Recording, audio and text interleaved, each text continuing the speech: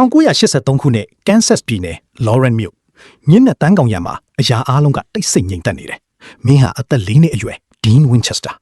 မင်းရဲ့ကဘာငယ်လေးထဲမှာအရေးကြီးဆုံးကမင်းရဲ့မိသားစုပဲ။အခန်းထဲမှာမင်းရဲ့ညီလေးဆမ်မီကပကတ်ထဲမှာအိပ်ပျော်နေတယ်။အမေဖြစ်သူမေရီကဆမ်မီကိုနမ်းပြီးအခန်းထဲကထွက်သွားတာကိုမင်းမြင်လိုက်ရတယ်။ဒါပေမဲ့ခဏအကြာမှာပဲအောက်ထက်ကရေဒီယိုတန်တိုးတိုးလေးကနေစုညံတန်နေဖြစ်လာတယ်။မင်းရဲ့ဖခင်ဂျွန်ဝင်းချက်စတာကဆိုဖာပေါ်မှာအိပ်ပျော်နေတာကိုမင်းတွေ့တယ်။အပေါ်ထက်ကမေရီရဲ့အော်ဟစ်တန်ကတအိမ်လုံးကိုတုန်ခါသွားစေတယ်။ဂျွန်ကအပေါ်ထက်ကိုပြေးတက်သွားတဲ့နောက်မှာမင်းလည်းကြောက်ကြောက်လန့်လန့်နဲ့လိုက်သွားမိတယ်။မင်းမြင်လိုက်ရတာကမင်းရဲ့ဘဝကိုထာဝရပြောင်းလဲပြင်မဲ့မြင်ကွင်းပဲ။ညီလေးဆမ်မီရဲ့ပကတ်ပေါ်မှာအမီကမျက်နှာချက်မှာကတ်နေပြီးဖိုင်မှာတန်ရာကြီးနေ။အဲ့ဒီနောက်မှာတော့မီးတောက်တွေကမျက်နှာချက်တစ်ခုလုံးကိုဝါမြူသွားတယ်။ဂျွန်ကဆမ်မီကိုမင်းလက်ထဲထိပ်ပြီးထင်းမင်းကြီးကိုအပြင်ခေါ်သွားမြန်မြန်ပြေးနောက်ကိုလှည့်မကြည့်နဲ့လို့အမိန့်ပေးတယ်။မင်းကမီးလောင်နေတဲ့အိမ်ထိပ်ကနေညီလေးကိုပိုက်ပြီးပြေးထွက်ခဲ့ရတယ်။အဲ့ဒီညကစပြီးမင်းတို့ညီကိုနှစ်ယောက်ရဲ့ဘဝဟာတာမန်လူတွေလိုပိတ်တော့မှဖြစ်မလာတော့ဘူး။နှစ်နှစ်ကြာပြီးနောက်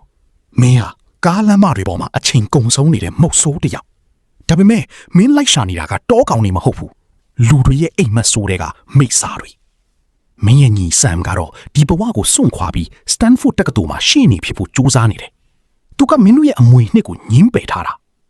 ဒါပေမဲ့အဖေပျောက်သွားတဲ့အခါမင်းမှရွေးချယ်စရာမရှိဘူးဆမ်ရဲ့အဆောင်ခန်းလေးကိုပြတင်းပေါက်ကနေမင်းခိုးဝင်လိုက်တယ်ဆမ်ကမင်းကိုတိုက်ခိုက်ဖို့ကြိုးစားပေမဲ့မင်းကသူ့ထက်လျင်မြန်နေတော့ပဲအဖေအမဲလိုက်ထွက်သွားတာမပြန်လာတော့ဘူးလူမင်းပြောလိုက်တဲ့စကားတစ်ခွန်းကဆမ်ရဲ့တည်ငြိမ်နေတဲ့ဘဝကိုရှိုက်ခွဲလိုက်တယ်လို့ပဲ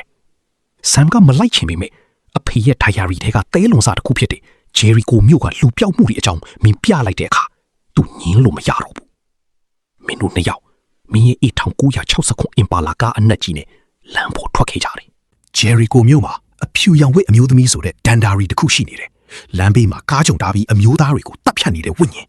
မင်းတို့စုံစမ်းစစ်ဆေးမှုတွေလုပ်ရင်းနဲ့ရဲတွေရဲ့ဖမ်းဆီးခြင်းကိုခံရတယ်မင်းကတော့မင်းရဲ့ဟာတာညံနဲ့လှည့်စားပြီးရဲစခန်းကနေထွက်ပြေးနိုင်ခဲ့တယ်ဒါပေမဲ့ဆမ်ကတော့အန်ဒီရဲ့နဲ့ရင်ဆိုင်နေရပြီအဲ့ဒီဝိညာဉ်ကဆမ်ကိုသူမရဲ့အိမ်ဟောင်းစီခေါ်သွားပြီးတပ်ဖို့ကြိုးစားတယ်မင်းအချိန်မီရောက်သွားပြီးအင်ပါလာကားနဲ့အိမ်ထဲကိုဝင်တိုက်လိုက်ရတယ်ဝိညာဉ်ကသူမကိုယ်တိုင်တတ်ခဲ့တဲ့ကလေးတွေရဲ့ဝိညာဉ်တွေနဲ့ရင်ဆိုင်ရပြီးပျောက်ကွယ်သွားတယ်အဖေကတော့မတွေ့သေးဘူးဒါပေမဲ့မင်းတို့တဲလွန်စားအသက်တွေရတာတယ်ဆမ်ကသူ့ရဲ့တာမန်ဘဝစီပြန်သွားဖို့ဆုံးဖြတ်ပြီးအဆောင်ကိုပြန်သွားတယ်မင်းကားထဲမှာထိုင်ရင်စိတ်မကောင်းဖြစ်နေတော့ဆမ်ရဲ့အော်ဟစ်တန်ကိုကြားလိုက်ရတယ်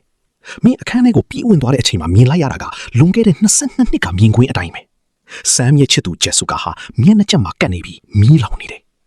မင်းဆမ်ကိုမီးထဲကနေဆွဲထုတ်ခဲ့ရပြန်ပြီအခုတော့ဆမ်မှာပြန်စရာဘဝမရှိတော့ဘူးသူ့မျက်လုံးထဲမှာနာကျင်မှုတွေအစားကလေးစားချီလို့တဲ့အမုန်းတရားတွေပြည့်နှက်သွားတာကိုမင်းမြင်လိုက်ရတယ်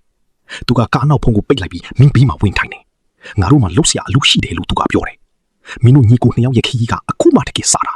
မင်းတို့ဟာမိစ္ဆာတွေကိုလိုက်လံနှိမ်ရင်ပျောက်ဆုံးနေတဲ့အဖိကိုရှာဖွေရင်အမောင်တုထဲမှာတူးတီးသောအလင်းရောင်ဖြစ်လာတော့မှာပါ